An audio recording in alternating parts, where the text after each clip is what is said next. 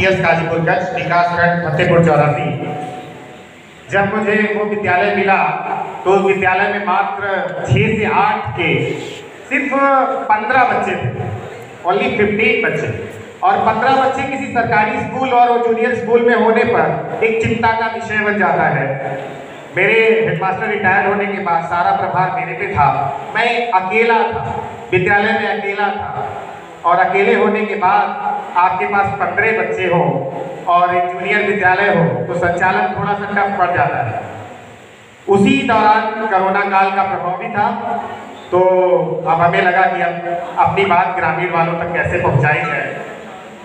हमने सबसे पहला काम ये किया कि पूरे गांव में अनाउंस किया कि आपको मैं अतिरिक्त कक्षा दूंगा इस स्कूल की अवधि के बाद भी, और वो सभी बच्चे पढ़ सकते हैं जो मेरे स्कूल में भी नहीं हैं और किसी भी स्कूल में पढ़ते हो, चाहे वह प्राइवेट में पढ़ते हो या किसी अन्य स्कूल में पढ़ते हो। तो सारे बच्चे मेरे पास पढ़ने आने लगे, अन्य स्कूलों के भी।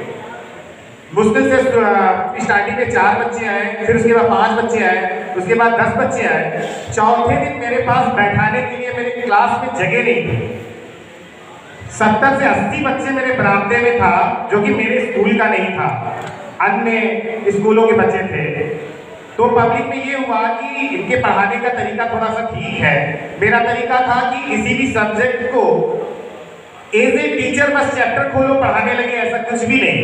वो चैप्टर इस परिवेश और किस कहानी, इस गतिविधि, इस एक्टिविटी या किसी इन्वॉल्वेशन से चालू करें कि बच्चे को ये ना लगे कि मुझे पढ़ाने जा रहे हैं।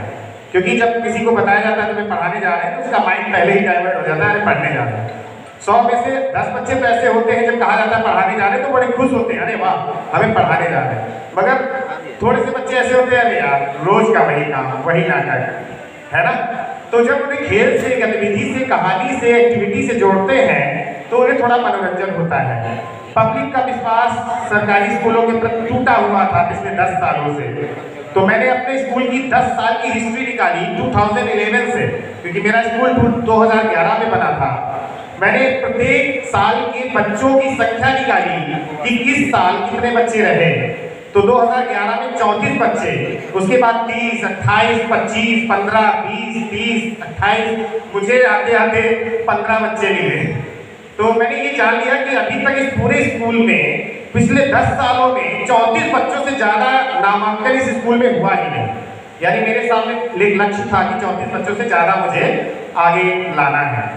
तो हमने अभिभावकों के पास जाना शुरू किया और मैंने बताया अपनी रणनीति कि मैं स्कूल में ये करना चाहता हूँ कि आपके बच्चे मेरे स्कूल में पढ़े और मेरे पढ़ाए गए तरीकों को सीखे, और वो अगर मेरे पढ़ाए गए तरीके से संतुष्ट ना हो तो किसी भी स्कूल में फ्री है, पढ़वा लीजिए आप। हमारे यहाँ सिर्फ ट्रायल में, जैसे लोग आप देखते होंगे प्राइवेट कोचिंग और सेंटर्स और कंपटीशन सेंटर्स खुलते हैं, वहाँ पर 5 दिन 10 दिन का ट्रायल देते हैं। क्यों देते हैं ट्रायल? क्योंकि आपको पता चले कि वो कोचिंग संस्थान हमें अच्छा पढ़ा रहा है, उनकी पढ़ाई बातें हमें समझ में आ रही है कि नहीं। तो ऐसे ही मैंने अभिभावकों से कहा अपने बच्चों को भेजिए, ट्यूशन मत कराइए। ट्यूशन के लिए मैं नहीं बोल रहा हूँ, आप मेरे पास भेजिए और उनको अगर मेरी पढ़ाई के तरीकों से समझ में आता है तो आप मेरे पास नामांकन करिए। तो जब बच्चे हमारे पास पढ़ने आना शुरू हुए, और ये सारी घटना मेरे अकेले की है, मेरे साथ कोई सहायक अध्यापक नहीं था, तो बच्चों का विश्वास बढ़ा और बच्चों ने गार्जियन से कहा नहीं पढ़ेंगे तो इसी स्कूल में पढ़ेंगे और किसी स्कूल में नहीं पढ़ेंगे। उसका नतीजा ये हुआ कि बच्चे नाम कटा करके मेरे स्कूल में आने लगे। उस 15 बच्चे से बढ़कर उसी सत्र में 20-21 में मेरे पास 138 बच्चों का नामांकन हुआ। अगले साल जब भी मैं अकेला रहा, 21-22 में भी मैं एकल भी रहा।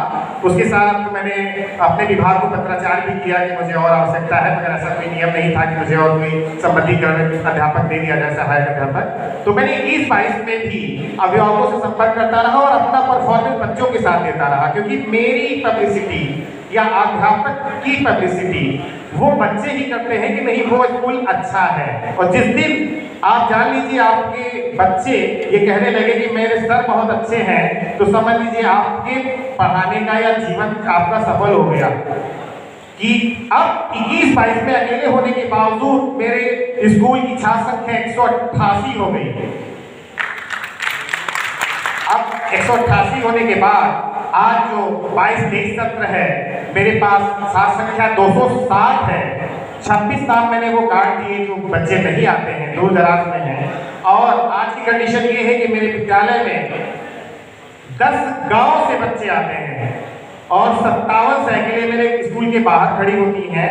स्कूल में जगह नहीं है साइकिल खड़ी करने की, तो उसके लिए मैंने एक फ्रेम पास के उसका बनवा दिया है, इसमें साइकिलें खड़ी होती हैं और गार्जियंस लाइन लगाए हुए हैं कि नामांकन कर लीजिए, नामांकन कर लीजिए। बहुत खुश नसीब है हम। बहुत सुंदर, बहुत सुंदर। अभी नवंबर में मुझे इंटर डिस्ट्रिक्ट से एक श्री सरोज यादव जी का हमारे यहाँ असिस्टेंट टीचर के रूप में नियुक्ति मिली है, तो मैं बहुत खुश नसीब हूँ क्योंकि बिल्कुल मेरे जैसे वो भी हैं, मेरे जैसे ही वो लेबर करते हैं। तो अब मेरे स्कूल को आगे बढ़ने से कोई नहीं रोक सकता।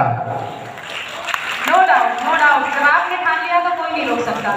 जो बच्चे डरते थे science, physics, chemistry, English, Hindi से, क्योंकि कहते सरकारी स्कूल के बच्चे क्या इंग्लिश जानते हैं, तो मैंने कुछ ट्रांसलेशन की कुछ ट्रिक्स जनरेट की खुद पर। क्योंकि जब आप किसी चीज को मंथन करते हैं कि हमें क्या करना चाहिए कि बच्चे इजीली और आसानी से सीख सकें, तो आप घर पर अगर सांप को चिंतन करके सो जाइए, आप यकीन मानिए कि अगर आपने विश्वास के साथ, ऊपर वाले के साथ विश्वास करके सो गए हैं, तो मॉर्निंग में आपको ऊपर वाला एक आइडिया बिल्कुल दे देगा कि आपको उसका रिजल्ट मिलना ही मिलना है।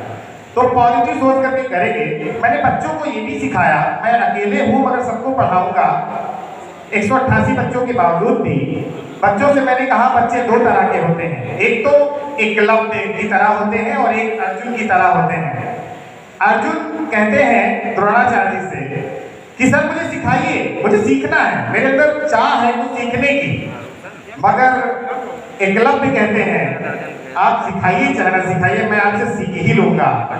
तो जिस दिन एक छात्र के बीच में ये उमंग आ जाएगी कि मैं आपसे सीख ही लूंगा, बस ये तमन्ना, ये ख्वाहिश, ये आरज़ू उस बच्चे के अंदर अगर पैदा कर पाए आप, तो समझ लीजिए आपका कोई भी बच्चा कमजोर बच्चे की श्रेणी में नहीं रहेगा, सबकी श्रेणी ए और बी में होगी। तो अब कहना बस इतना है कि अपनी ये चीज बच्चों के अंदर इन्वॉल्व करिए कि वो एकलव्य बने और आपसे सीखें और आपको सिखाने के लिए मजबूत करें और आप नए नए आइडियाज जनरेट करें, क्योंकि पुराने आइडिया से क्या रिजल्ट मिला है वो हम लोगों ने देख लिया है। इसलिए रोज आपको कुछ नई चीजें सोचनी होगी जिससे हम अपने बच्चों पर और लगातार काम कर सकें। तो अभी हमारे अधिकारी लोग बीच में बैठे हैं, रचना मैम है हमारे बीच में। मैंने कई बार लोगों को आमंत्रण भी दिया कि जो है आइएगा, हमारी कमियों को थोड़ा सा बताइएगा। बस थोड़ी सी ये है कि बच्चों की संख्या ज़्यादा हो रही है, स्टाफ थोड़ा मेरा कम है, इसलिए थोड़ा सा फोर्स, मतलब थोड़ी सी ताकत मुझे ज़्यादा लगानी पड़ती है। मगर फिर भी मैंने ठाना है कि मेरा जीवन इन बच्चों के लिए है, तो वो जीवन बच्चों के लिए ही समर्पित रहेगा। एक बार मैं गाँव गया अपने काजीपुर कच्छ और उसके बगल के सारे गाँव, जैसा कि मैंने बताया है कि मेरे यहाँ 10 गाँव से बच्चे आते हैं। काजीपुर कच्छ में एक बहुत बुजुर्ग अध्यापक रहे हैं, रिटायर्ड हो चुके हैं, 14 साल उनको रिटायर्ड हो गए, मन्ना लाल जी नाम है उनका। उन्होंने मेरे पीठ पर हाथ फेरा और आशीर्वाद देते हुए कहा कि बेटे तुमने इस स्कूल की तस्वीर बदल दी। मैं इतना खुश हुआ उस दिन कि अब ये तस्वीर बदलती ही रहेगी, मैं इसको पीछे नहीं जाने दूंगा किसी भी कंडीशन में। मैं अकेला रहूं या किसी अन्य काम में बिजी रहूं, मगर मेरे दिमाग में ये काजीपुर कच्छ का स्कूल ही रहेगा और जब तक मैं स्कूल में रहूंगा सेवा करता रहूंगा और अपने बच्चों को शिक्षा के प्रति तो जागरूक कर ही रहा हूँ, मगर एक जो चीज है आचरण, जो कि हमने देखी कि ग्रामीण क्षेत्र में ग्रामीण के अभिभावक जो कहते हैं कि यार शिक्षा तो देते हो, एक आचरण भी इन्वॉल्व करिए। तो मैंने आचरण को भी इन्वॉल्व कराया है, इन चीज़ों पे भी ध्यान देते हैं। मोटिवेशनल स्टोरीज भी उनको बताते हैं जिससे बच्चे खुद सीखें और दूसरों को भी सिखाएं, क्योंकि सीखने के बाद जब सिखाता है कोई बच्चा तो वो चीज़ उसके सबकॉन्शियस माइंड में चली जाती है और हम अध्यापक उन बच्चों से भी खूब सीखते हैं और जब उनसे सीखते हैं, अपनी कमियां देखते हैं, तो उसके बाद आगे हम लोग भी अपना अपडेशन करते हैं। क्योंकि कोई भी चीज अगर आ जाती है और उसका अपडेशन नहीं होता है तो आप मान लीजिए कि वो ज्यादा दिन तक टिकने वाली नहीं है। तो अपने चीज को बनाए रखना ज्यादा दिनों तक, ये भी एक चैलेंज है। मैं सभी उपस्थित अध्यापकगण, अधिकारीगण और ARP लोग और अपने खंड शिक्षा अधिकारी महोदय को धन्यवाद देना चाहता हूँ। यही पे वाणी विराम करना चाहता हूँ। बोलने का तो मन बहुत था मगर टाइम कम है, इसलिए बहुत बहुत धन्यवाद।